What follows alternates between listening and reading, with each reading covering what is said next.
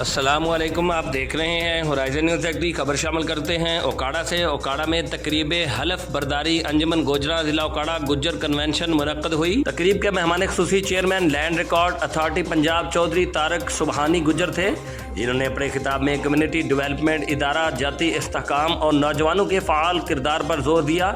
دیگر معزز مہمان گرامی میں چودھری خالد محمود گجر صدر P T I Punjab, Chaudhry Adil Pervaiz Gujjar سابق ایم پی اے، چودھری شفیق گجر سابق ایم پی اے اور چودھری ریاض گجر ڈپٹی اسپیکر آزاد کشمیر، چودھری ثناء اللہ گورسی سابق ایم پی اے، انجمن مرکزیہ گوجراں کے مرکزی عہدیداران چودھری سلیم الہی گجر صدر، چودھری جاوید اختر، چودھری سلطان نائب صدر گوجر نو منتخب مرکزی صدر۔ کنونشن کے اختتام پر صاحبزادہ ڈاکٹر حمزہ اوکاڑوی صاحب نے گجر قوم کی ترقی و خوشحالی کے لیے خصوصی دعا کروائی۔